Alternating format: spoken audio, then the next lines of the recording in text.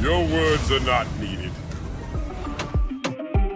Esta noche tenemos un invitado internacional muy esperado, con 6 récords mundiales, 6 récords Guinness mundiales, que no es paja de coco, conocido como Prodigal Son, entre otros nombres. Vamos a invitar esta noche a participar en esta entrevista para todos ustedes, por aquí, por Aclarao en Cuarentena, a Ryan Hart. So, tonight, we have a very special international guest, known around the whole world for his great quality as a competitor in fighting games, with 6 World Guinness records, better known as the Prodigal Son, Surgeon, Robotnik, the Terminator, Naraya Sensei, and Dry from the Great Britain, Ryan Hart. Welcome, Ryan Hart, to Aclarao en Cuarentena. Frank Hill, from this side, we met each other in St. Martin a few years back. So it's a pleasure to have you here tonight with us. And the whole crew, Robert Chang, Jorge Poe, and behind the scenes, our producer, Johan Vásquez. So how are you? These microphones are yours. Wow, that is probably the best intro that I've ever had. Thank you guys so much. It's great to be here, of course. You know, I have heard so much about the scene in Dominican Republic, and there's even been a couple of chances where, you know, we were trying to arrange something for me to come over, but it never worked out. And so, yeah, it's a pleasure to have a chance to speak to you guys, speak to the community. I have a lot of respect for all of you. Thank you. You're more than welcome. Ryan dice que esta es el mejor intro que se le ha dado, así que bombo para nosotros. Sí, coja su coba, que él ha hecho algunos arreglos en algunos momentos para poder ir a competir a República Dominicana, que lamentablemente no ha podido ser, pero que se siente muy contento de estar aquí con nosotros esta noche. So, ¿quién es Ryan Hart fuera de todo lo que tiene que ver con la escena de los videojuegos, o sea, con este mundo, y qué él hace para vivir y qué otras actividades él le gusta hacer fuera de todo esto, para conocerlo un poco mejor? So, Ryan, to know you better, who is Ryan Joseph Hart outside of the fighting games world? What do you do for a living, and what other activities do you like to do? At the moment, I work for a company called ESL. They're a large scope esports company that arranges global tournaments for multiple games. And I'm a content creator there. I'm also a host, a presenter. I do some editorial work as well. And it's kind of like a mixed bag of things that we all do in the department. But yeah, my day-to-day can involve writing interviews for certain pro players coming up for a Counter-Strike event. It can involve preparing scripts for things that we want to do, creating pieces, like kind of becoming a director and creating, a structure for how a content piece that we want to do is going to be delivered, who's going to be in it, how it's going to go down, how long it's going to take, how many camera people we need, what equipment we need, and so on. So there's a lot of things that go into all the different things that we do. But yeah, it's a team effort really. So it's also a bit of, kind of just seeing what's needed to be done where, and so on. So yeah, a lot of different things. It's quite hard to say. It's quite hard to break it down to one thing because, depending on which time of year, what events are coming up, where the events are, different things are needed, different manpower is needed, and I also run a social media team as well for fighting games. So there's a couple of projects going on there. Ryan trabaja para ESL. En su día a día, él trabaja editando y preparando entrevistas para jugadores. Dentro de este ámbito se encuentra lo de Counter-Strike, que yo no lo sabía, y él como parte del equipo se encarga de determinar, aparte de los scripts para entrevistas, también cuánto se lleva, o sea, qué cantidad de equipo, dónde, cuándo. Él es parte del equipo que organiza este tipo de actividades. Y él en su día a día hace muchas cosas. O sea, es difícil decir específicamente porque todo depende de su tiempo libre. So thank you, Ryan. Next question, Robert Chang. Hello, Ryan. Hi. Como ustedes saben, vamos a hacer la pregunta en español. Dice la segunda pregunta: ¿cuál ha sido en tu carrera el momento más crucial que has tenido como competidor en juegos de pelea? This is a tough question. I mean, there are so many, let's say, milestones that I've, come across, so many moments in my career where I felt like I overcame something that was very much a stronghold. I was stuck and I was able to find a solution.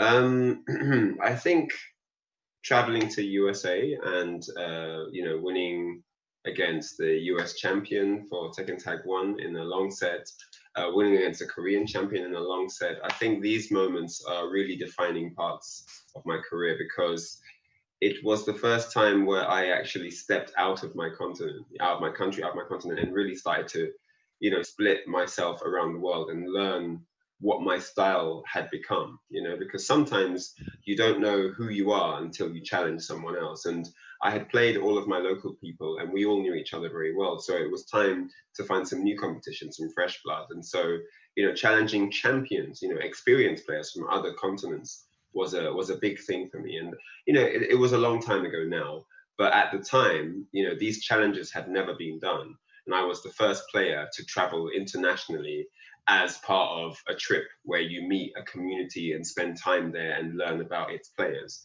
So, having been the first player in the world to do that, it's a great achievement for me personally, So, I mean, I know, most people would think, oh, what about winning DreamHack, or what about winning EVO, or what about winning, CPT events? But for me, those things all began with actually testing myself, in a risky scenario where I'm flying to an unknown country and I don't know what's going to happen. I could lose really badly, but I'm willing to put that on the line to learn, and I think that was the main focus, learning about, myself, learning about the game, becoming a better player, and just having respect for everyone I meet along the way. And so, yeah, for me, those moments were some of my very biggest defining achievements. Para él, lo más desafiante y su logro más importante como jugador fue cuando él pudo viajar fuera hasta Estados Unidos para competir en Tekken y obviamente ganarle al campeón de Estados Unidos, también ganarle al campeón coreano.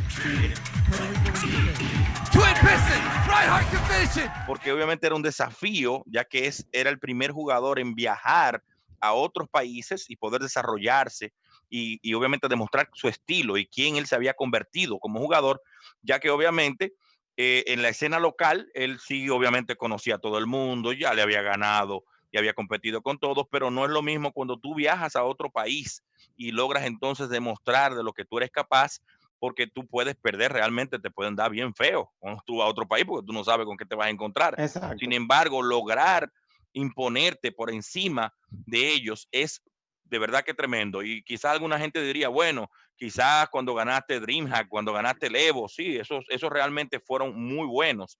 Sin embargo, el desafío de yo haber viajado por primera vez, algo que no en aquella época, obviamente, nadie lo había hecho. Él tiene, como mencionamos anteriormente, 6 récords Guinness, 6 récords mundiales, dentro de los cuales está el jugador internacional con más competencias ganadas, también el jugador con más peleas de Street Fighter, de torneos de Street Fighter, y la racha más grande de peleas ganadas con 169 en total, para mencionar 3 de los tantos que tiene. So Ryan, and Yes. as we mentioned earlier, you do have 6 World Guinness records. Yeah. And a couple of them, like most international Street Fighter competition wins, the most Street Fighter tournament wins, and the longest Street Fighter 4 winning streak. So defeating 169 people in a row. So just to mention those 3, we would like to know exactly what is the secret to prepare for those challenges. I think you have to be prepared to lose. I think one of the first things you need to know is that you are vulnerable. You can be beaten. There's someone out there who could beat you. You have to kind of have that in your mind. Be realistic, don't get into this arrogant state of no one can beat me. No, know that you can be beaten, It's like people on the street acting like they're gangsters. One gunshot and you're dead. Like there's no point in that. There's no point in that. So it doesn't matter how long you train in the gym, doesn't matter how sick you are with nunchucks or how good you can use a knife or whatever. Like you're made of flesh and blood. Your bones can be broken, your blood can be spilled. So know that when you're playing a video game, you're also vulnerable like someone else. And when you put that into perspective in your training, you're more likely to work around actual issues that you have. A lot of players, they make a mistake of focusing on just, what the fanciest combos are. How can I embarrass him? How can I, what's the best way? What's the most stylish way to beat him? How can I talk? Focus on your weaknesses. Like, how can I improve my defense? You know, it's good to practice what you're going to do when you get your stuff going. But usually you kind of know that. You kind of have an angle on that. But most people are not prepared for what happens when they get put in a situation. What happens if he gets his stuff on me? What happens if he has the momentum? What am I going to do then? How am I going to balance my defense? So that is what you should be putting a lot of attention to in training. You know, a lot of strong players, when you see them play, one of the most impressive things is that nothing connects. Oh my God, he blocked the low. What? He teched the throw. What? He blocked the overhead. How is he ready? See, these are the things that have to be put into training, you know? And so when it comes to answering questions like how do you prepare for big challenges, I think it's about being realistic in what you focus on. Be realistic. Try to prepare for the unknown. You can't prepare for everything, but break it down to a few important areas where, like, you can start with where you know you're weak. Oh, you're not good at taking throws. Okay, practice that. Practice reacting to spacing, you know, practice reacting to when he's in the throw range where it can't be shimmied. You know what I'm saying? Like, this is where it's definitely a throw. And if you press the button, I'm going to throw the button because he's in that range. Like, think about stuff like that, you know, and practice the timing so you don't get counter hit and things like that. So there are things you can work on that if you know you're weak in a certain area, then work on that.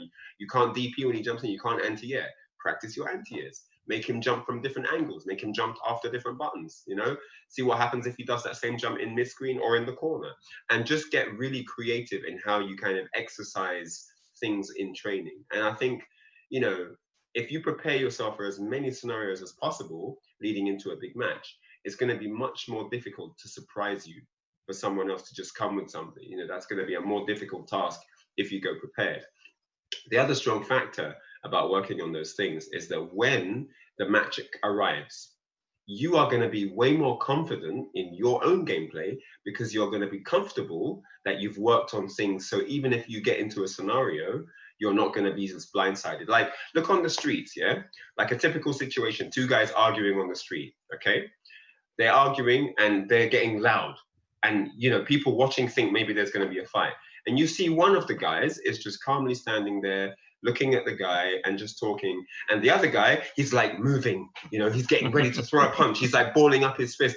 You can see that that guy probably isn't an experienced fighter and he's nervous. And that's why he's moving, because he doesn't want the other guy to swing first because he knows he can't take a chin. You know, he knows he doesn't have experience. He doesn't want the other guy to get the first thing. So he's getting ready to throw his thing. Bad defense, nervous. The other guy is calm because he's experienced. He's been in many fights. He knows how to handle himself. So he doesn't need to be jumpy. Doesn't need to be twitchy and like balling up his fist prematurely. So in gaming, this also exists. This behavior, this street mentality, this also exists in gaming as well, where you can see that the guy is just nervous before the match has begun. You need to be the guy who's in control. You need to be the player that's relaxed, calm, not balling up your fist, speaking at a moderate tone, relaxed, and going into the match, ready to unleash your strategy that you've prepared based on the knowledge that you can handle anything on defense that comes your way. Terrific. That was a great answer, by the way. Thank you. So, dice Ryan Hart en una respuesta de verdad que salomónica con respecto a esto. Y él dice que la manera de prepararte para eso es precisamente estar preparado para perder. Porque mucha gente se enfoca siempre en que yo soy obviamente el duro, yo soy el fuerte, yo tengo esta ofensiva, yo tengo esto, y no se enfoca en sus debilidades. Y obviamente cuando tú tienes la posibilidad de entender de que tú estás hecho de carne y hueso y que tú eres vulnerable de la misma manera en que lo eres en la calle, si obviamente tú puedes estar fuerte yendo al gimnasio y tú tienes preparando los palitos chinos y que tú eres lo último, pero al final si obviamente te dan, Dios no lo quiera, un mal golpe, te mueres igual. Entonces pasa lo mismo en los videojuegos. Tú tienes que prepararte para el peor escenario donde tú obviamente tienes que mejorar tu defensa, los puntos débiles que tiene, porque en la ofensiva eventualmente te tocará tu turno de tú meter y hacer tu setup y tú matarlo feo. Ok, pero ¿qué pasará cuando el escenario es al revés? ¿Qué pasará cuando es él quien utiliza su ofensiva y los setups que tiene para ponerte a ti en una posición difícil? ¿Cuál es tu defensa? ¿Cómo te preparaste? Entonces eso es precisamente lo que él nos menciona. vaya al training, póngase obviamente a practicar todas las debilidades que usted tiene. Bueno, que a ti se te pegan mucho los estrellones. Bueno, pues practique su reacción a los estrellones, practique cómo usted maneja el rango cuando obviamente estás ahí, si te van a dar un whiff punish, si te van a dar encounter, si cuando él te brinca, si los antiaéreos tuyos no son muy buenos, bueno, pues ponte en posiciones donde tengas que practicar tu antiaéreo en varias formas, con varios golpes, si tiró patada, si tiró trompada, si brincó neutral, si brincó en la esquina. Todos esos ángulos tienes que cubrirlo para tú tratar de eliminar las vulnerabilidades que tienes como usuario, de manera que no importa con quién tú te enfrentes, tú enfrentas tus peores miedos al tú exponerte a explotar tus debilidades al máximo. Si usted se pone a estar machando botones a lo loco, tirando golpe al aire, entonces el otro lo que está chequeando y viendo cuál es el espacio correcto para castigarte en whiff, para darte en counter. Entonces, por eso hay que practicar mejor tus debilidades y de esa forma podrás explotar mejor tus capacidades como jugador. Y una vez tú entiendas que eres vulnerable y que cualquiera te puede ganar, vas a tener mejores resultados. Espero haber cubierto el 90% de esa Tremenda respuesta. traducción, Jorge, de verdad que sí. Se fajó el hombre ahí. Don't worry. I'll let you quickly. Vamos ya a pasar lo de Street Fighter 5. Que nos diga más sobre su proceso de adaptación en Street Fighter 5. ¿Qué cosas hay en el juego que a él no le gustan y qué cosas él entiende que pueden ser mejoradas desde su punto de vista, ¿verdad? Tell us about your adaptation process in Street Fighter 5. What things about the game you don't like and what do you think can be improved without mentioning the netcode, of course? Very important to add that. Okay, so look. I feel like Street Fighter 5 is very aggression based. You know, it's about rushing out. It's about being stubborn. It's about getting your thing on them and staying on them. Once you get your thing going, you keep it going, and you know, and until they're done. And this kind of pitbull strategy, this moving forward all the time, I feel that there are limits to levels of appreciation when you enforce that. When that becomes all that's happening to a degree, I think there are limits on what the game can do. I feel like a fighting game needs to have, you know, like a cool down period, a hands-off period where a portion of the brain can be allocated to forming strategy. You know, constant battle isn't interesting from a knowledge-based perspective. So in Tekken, you have spacing and movement. In Virtua Fighter, you have spacing and movement. In Street Fighter 3, Street Fighter 4, you have parrying, you have lengthy zoning battles where players can kind of, you know, formulate strategies. You have lengthy footsie battles, which the same thing can happen. You know, it's cool, like where it's not easy to get big damage, you know, but you're able to kind of, you know, play around and understand and observe the opponent. The time to observe the opponent is crucial. It's important to have depth in combat. You know, having that time to observe and understand and work out, and those things can be visually very, very appealing to watch as well. You know, having space to formulate strategy within the match, not in between, within the match, within the rounds, being able to think of strategy. That is important. You know, a game of chess isn't just won with one strategy that the player thought up before the game began. There are constant changes. Of course, there's a direction, but that's why you have adaptation, because things change. Things change on the fly, you know, and I mean, these things that happen in games where you have this little kind of chipping away of health in the beginning, whether it's with footsies, whether it's with zoning, whatever, you know, happens mostly until like meter's built, and then things are taking a bit more damage once you can use meter. But I feel like it's important that it's not easy to get big damage. It's important that there's a risk in going for big damage, you know? Like if you jump in, for example, if we're playing footsies and you jump in, jumping in is the biggest damage you're going to take. You're not going to get a lot from, if we both don't have meter, the most damage you're going to get off me is probably from a jump in. Generic, if you just look at any generic fighting game, a jump attack is probably going to lead to the biggest damage without meter, you know? So jumping in has a risk though. You can't block for that entire jump arc, that entire trajectory, you're vulnerable. You can't block, you know, on most fighting games. You can be anti-air, you can be air-to-air, they can dash underneath you, you know, they can set things up in many different ways. So that is a long time to be vulnerable. You know, if you imagine holding forward on a joystick for the same length of frames that a jump takes, you would see how long you would feel how long you're vulnerable for. They could do anything on you, you know? So there's a massive risk to doing jump-in combos. But jump-in combos give you a massive reward if you land them. But it's important that that risk is there. One of the issues with Street Fighter V is a lot of things that lead to big damage don't have big risk, which means that you don't appreciate them when they work because there wasn't much risk in the lead up to it. So there's not going to be a deep thought process in the build up to going for that move, which means there's not going to be a lot of depth overall in what's landing and stuff in the game. So overall, you kind of have this semi-shallow mesh of combat where things are happening and occasionally something is cool, but overall, it isn't something where you then go away mind blown and think, oh my God, that was an amazing game. It's very rare that that happens, you know? The other thing with Street Fighter V is combos are too limited. Combos are way, way too limited. I mean, you can look at Karen, and as soon as the crouch medium kick hits, you know exactly what combo's coming. Exactly. You just look at her meter, you look at the trigger bar, you look at the time, you look at the enemy's health, and you know what combo's coming. That shouldn't happen. I shouldn't know what you're going to do. As a viewer, there should be the opportunity for you to surprise me.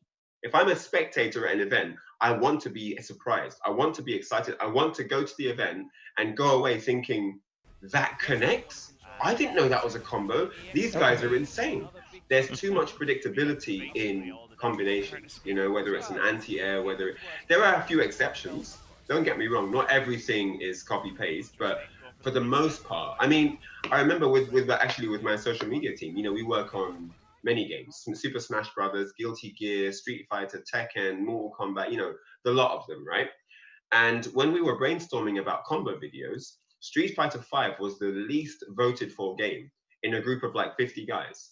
No one, hardly anyone said, let's make the video for Street Fighter V, because the ability to create an interesting combo video was hardest for Street Fighter V.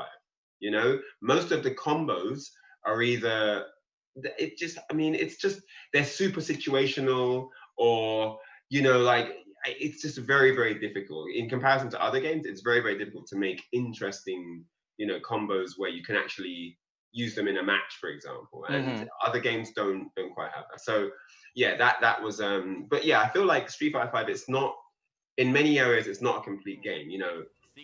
I feel like it's good for what it does, but there are things missing, you know. For me, I'm missing, you know, where is the tactical positioning? Where is the smart meter building? Where is the skill-based movement? Where is the chip kills? Where are the unique defensive techniques? Like Street Fighter V it's got things missing. It's not a complete game, you know. Now, I know I've heard from many sources, and of course Capcom have been semi-transparent about the fact that they wanted Street Fighter V to be a game for the slightly less experienced audience to get involved in, you know, to get involved with, so that they can be a part of the scene, and which is great. That's great, you know. The more the merrier, right? Let everyone have some fun. Why not? But you know, if you're talking to me, then my approach is not going to be make it easy, because I like hard games. You know, I come from a King of Fighters background. I come from a Virtua Fighter background.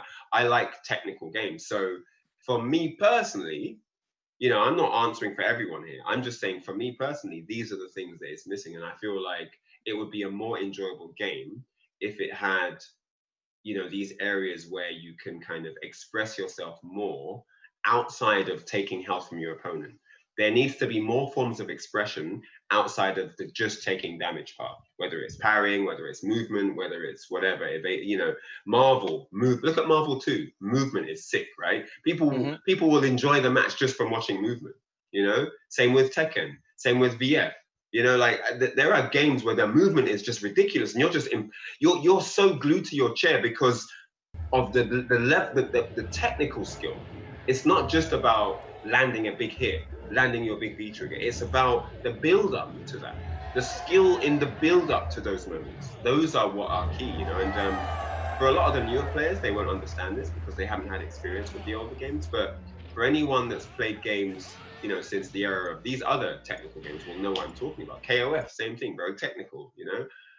So yeah, because we have a large library of fighting games now, we have a lot of ways to compare. You know, we have a lot of examples of styles of game. You know, not just, you know, I mean, there are fighting games with air blocking and crazy things like that. You know, like Alpha 3, you could block in the air. You know, so not only traditional fighting games are good, there are amazing games where the rules are a little bit different. You know, I remember when KOF first had air blocking, I was like, why can you block it in the air? That's stupid. But there are ways to use that. There are tactical advantages you can create, and all of these things allow you to express yourself.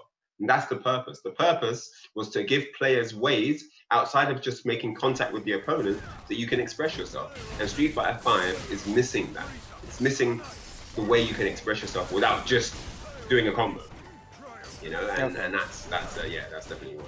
That's definitely something I would change. All those things I said wrapped up. Ryan comienza diciendo que Street Fighter 5 es un juego basado en la agresión, es un juego muy agresivo, lo que a su punto de vista él entiende que le quita opciones al juego donde cada quien se puede expresar, como con crear una identidad, porque hay cosas que simplemente pasan y suceden porque suceden tan rápido que no hay cierto tiempo para desarrollar un gameplay dentro del momento en que se está jugando. ¿Dónde está el zoning? ¿Dónde está? Sí, no que tú vayas a desarrollar o a conocer a tu enemigo, tu rival, entre un match y otro, sino dentro del mismo gameplay. Él dice que la mayoría de los juegos han venido en esa dirección. Anteriores entregas de juegos de Street Fighter como Third Strike, Street Fighter 4, él menciona Tekken, incluso hace alusión al juego de ajedrez, donde inicialmente no tenemos nada en la mente cuando va a comenzar el juego, pero una vez se inicia el juego, vamos desarrollando una estrategia. Entonces, él dice, una de las cosas que él menciona es que, por ejemplo, cuando tú no tienes una barra, meter, para hacer daño, el salto en los juegos de pelea es la forma más arriesgada, pero al mismo tiempo donde tú puedes conseguir hacer el mayor daño. Si tú mueves, cuando tú saltas con el carácter, después que tú lo usas, tú sabes al mismo tiempo al riesgo que tú te sometes, porque puedes recibir un anti-air o pueden simplemente cubrirse. Pero cuando tú saltas, dice él que tú lo sientes, tú sientes el tiempo en que el carácter salta en el aire. Y él dice que en Street Fighter 5 este tipo de cosas se pierden por la forma en que el juego ha sido desarrollado. Para él es un juego incompleto en ese sentido. Él es parte de una comunidad que como community managers ellos hacen reviews de combos para juegos como Smash, Mortal Kombat, Tekken, y ellos dicen que Street Fighter 5 se queda al final de la lista porque, por ejemplo, cuando mencionamos un carácter como Karin, después que Karin hace barredora media, todo el mundo sabe lo que viene. Entonces, si tú vas a un evento y tú vas a ver gente compitiendo, tú quieres salir de ahí con una experiencia como, wow, y eso se pegaba, o yo no sabía que se hacía eso. Entonces, ese factor se ha perdido en Street Fighter 5 por la limitación de combos, y al mismo tiempo, eso no permite que el jugador desarrolle una identidad dentro del juego. Entonces, desde el punto de vista de él lo da como un juego que no está completo, porque él prefiere los juegos que son más técnicos. Él viene con un background de King of Fighters, donde tú te cubres en el aire. Viene con un background de Tekken, por ejemplo, que son juegos que requieren muchísimo más tecnicismo, y que él entiende que su opinión no es la opinión con la que va a estar de acuerdo todo el mundo. Él también decía que la expectativa de Capcom obviamente era ampliar el rango y hacerlo obviamente más asequible para el público en general. Pero si le preguntan a él personalmente como jugador avanzado, él entiende que esas limitaciones aburren a un jugador de alto nivel que sí quiere tener una mayor profundidad cuando él esté haciendo sus ataques, y que no precisamente que se la pongan fácil. Porque... Sí, que impide que tú crees una identidad. Es algo que se entiende. Como decimos los dominicanos, señores, eso se cae de la mata. Realmente es cierto que aunque no pasa en todos los casos, como dice él, porque no todos los caracteres siguen el mismo marco de referencia, hay algunos caracteres, y podemos mencionarlo aquí, Menat, el mismo Urien, que hacen la diferencia, pero para la mayoría se sabe que el sistema de combo es bastante cuadrado. Es muy lineal, eso es cierto. Sí. Tremendo trabajo, socio, lo felicito a usted por su traducción. Gracias, wow.